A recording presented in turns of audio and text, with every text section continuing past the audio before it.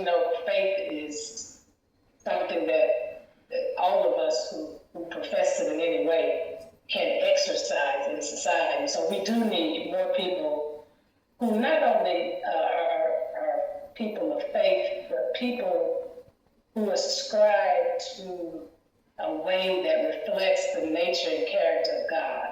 God is very compassionate. God cares about all people. God is not into harming, damaging, and destroying. And so I do think we have to have people who reflect that. I think that's who my father was. And he thought about the other. It wasn't just about what can I get out of it for me or even Black people. That we know that. That's why he's still revered around not only this nation but around the world. So yes, I do think that's important. And also, I believe, just as a Christian, that when you follow faith principles, when you sincerely follow those faith principles and the things that God honors, like humility, like obedience, like love of all human beings, that God honors that, and his power comes to play in the work that you're doing. There are things that happen, that are just like, oh my God, this is just divine. And how could this have happened? How did this occur? How did this shift? How did this suddenly change? I think it's because that super that's been put on the natural part of our humanity that brings about these kind of extraordinary results and outcomes. So how do you think God is going to work with this bank acquisition that you all have made history with, being the first African-American investors to buy out a white-owned, or should we just say a bank? How do you think God... You said a bank because we know that most banks are white. It's a bank. You're right. It's a bank. So, how do you think God is going to be supernatural in this situation for you? Well, I think it's already been happening. Give you a good example. About 21 years ago, I met a couple because I was I was a distributor for a nutraceutical company based in Salt Lake City, Utah. I met a couple there who are mega automobile dealers. They own several dealerships, not only in Utah, but in the West and a few over here on the East Coast. They are very revered and respected in Utah. They're part of the Mormon faith. As you know, the Mormon faith is headquartered in Salt Lake City. I met them. We were talking about doing business together. It didn't work out on material things. And we kept in touch. The husband, unfortunately, passed during the pandemic from COVID. But I continue to stay in touch with the wife, and now her son, or their son, runs the business. So I have a wonderful relationship with him. And so suddenly Ashley and I are talking, and he's sharing his vision about, purchasing this bank and to create a Black bank. And I didn't know initially as we talked about it, where he was talking about it, he mentioned Salt Lake City. And I just kind of was quiet when he said it at the time. I mean, I don't think I revealed it to him initially, but I just made a note of that. And I, not ironically, but through God's blink, it all comes together because they are a part of ensuring that people in Utah understand, that it's okay, it's safe, because that's difficult. When we're talking about transitioning from something that's majority white to majority Black, that's a difficult transition. But if you have friends, that's what I call them friends. I don't like allies, because allies say, you come and help me with my problem. Friends to me, friends or even members of my family means this is a problem for all of us. And so I want to join in helping us to address this problem. And so they have been friends and family with us through this process. So to me, that's God moving. I mean, the fact that how could that happen? It happens to be Utah. And I happen to be tied to somebody who's very influential in Utah, not knowing for such a time as this. So that's just one example. There are numerous examples that, Ashley can expound upon when he talks, that you just know that the hand of God is on this and throughout this process. Now, we have to be faithful in the process. and ensure that we are, being obedient to where God is leading, in order for God's hand to stay on it. But I know that God is in it in so many respects. Ooh, we could talk about God all day. The fact that historically, my grandfather was one of the founding board members of Citizens Trust Bank, which is the leading black bank historically in our country. It's the one that is still here. We've lost several of them, but it's the one that's still here. I bank with that particular bank. I own a little bit of stock in that bank because my grandfather distributed to his grandchildren and his daughter, who's still living at the time.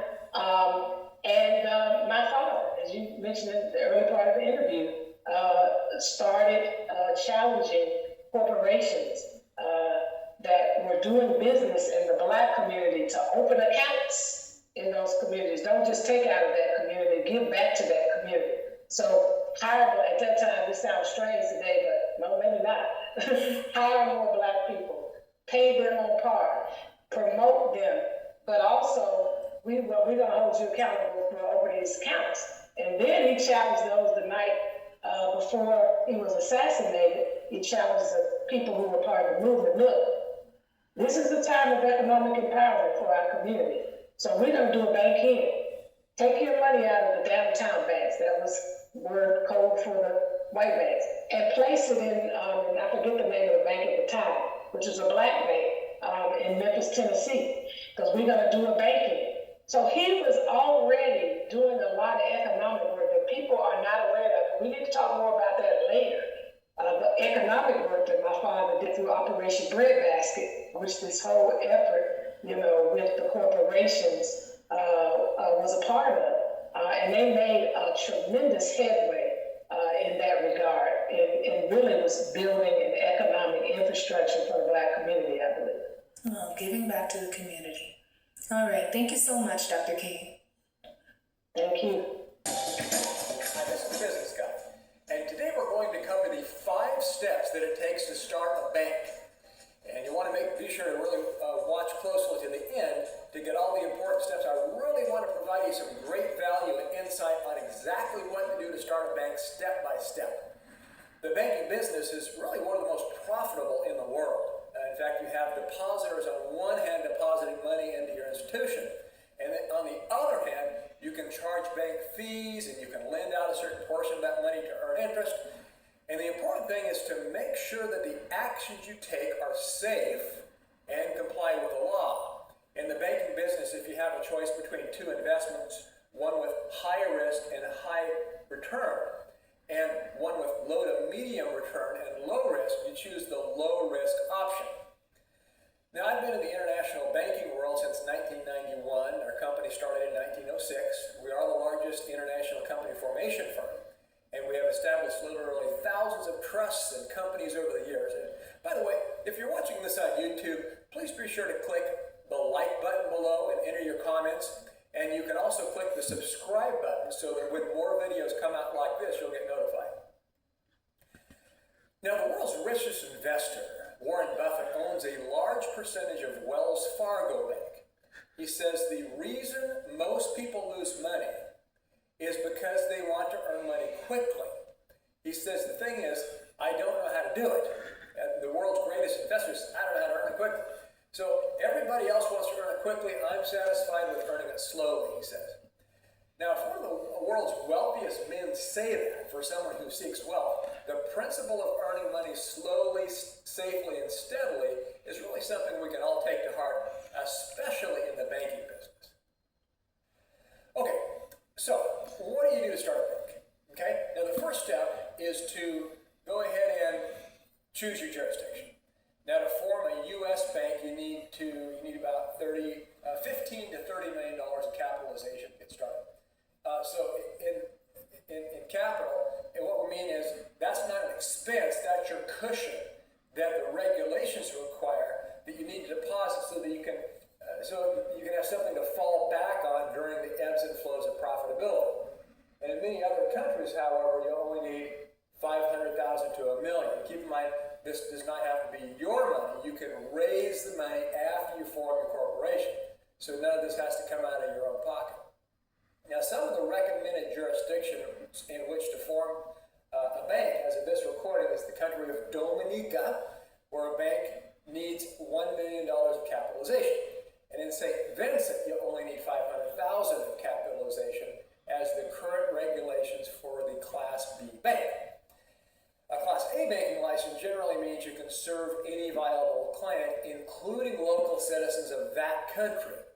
And a Class B bank means you can accept clients worldwide, except from within that jurisdiction. So at the moment, we really like St. Vincent, their Class B license, as a place to start a new bank because it's reasonably affordable. Now, step 2 is to form a corporation in the jurisdiction where you want to start a bank. And that's where we come in because we form corporations. Form a corporation. First, we form a corporation without the word bank in the name. Then we get a banking license. And our attorneys do that part. We don't. So we don't get to call and pound us with questions about banking. You call us, and we'll start the corporation for you. We refer you to a lawyer who gets the license for you. So make sure that you call us to form the company, and then you ask the lawyer the questions about the bank. Okay, so you can call us to form a corporation right now. We can also provide you an address in the region for your company to comply with the local requirements. But like I say, we don't form banks. We have attorneys that we refer you to who do this. So on that note, keep in mind, if you're not willing to invest a few $1,000s to form a corporation and a physical address, it's going to be difficult to find people who will want to invest hundreds of thousands or millions to help you start a bank. So, you have to help yourself first before somebody else is going to help you, and that's forming corporations. At least be prepared to form your corporation because that's the minimum first step. Step 3 is to complete the banking application and provide your due diligence. The banking industry deals with other people's money, so it's very highly regulated. You'll need to be transparent, provide fully documented proof of your identity. The regulators will run a full background check on you, and they have to make sure that you have a clean track record. Also, it's recommended that you have people on the board of directors who have banking experience. We can help provide those people and make suggestions as to where they can be found and so on. But the key thing is you have to know the cost of the legal license and legal fees are going to be over $100,000 just for legal fees. Again, this does not have to come out of your pocket, but the pockets of your investors. Okay? So step 4 is an optional step. If you already have sufficient capital, you will provide proof of funds by proving that you have liquid, that is liquid capital that you have access to immediately. If not, immediately liquid on the day that you apply, or soon thereafter, that doesn't count. If not, you will raise capital from investors. Sometimes we have people say, well, if I have this much in, gold in Africa, does that count? No, it needs to be liquid cash that you can access right now. Nothing else, not something that's backed by something else liquid. So investors will pool their money together to provide you sufficient cushion to acquire your banking license if you don't have it yourself. So step number 5 is that we find you a location to start your bank along with a local personnel to help you operate. So usually you will need at least two or more local employees to meet the regulations. And again, our attorneys will help you find your location as well as your initial employees. Okay, now, the question we often get is, will you help us find investors? And the answer is, if we set up a company for you, afterwards, we can point you in the right direction to the pool of investors. So we will not receive a fee or commission from these investors, however, because that requires a broker-dealer's license. We're not in that business. We can, however, point you in the right direction so that with your proper efforts, you can raise the capital that you need. And again, let us form the company first, and then we can help you with the other things there. Okay, so if you are ready to take the key step to form your corporation that you will turn into a bank, you can give us a call for that part. And if you want to ask a bunch of questions about starting a bank, that's step number 2. We only handle step 1, so forming the corporation, give us a call. So I hope this helped, and I hope this gave you some good information about how to start a bank. And we appreciate you watching. This is The Business Guy.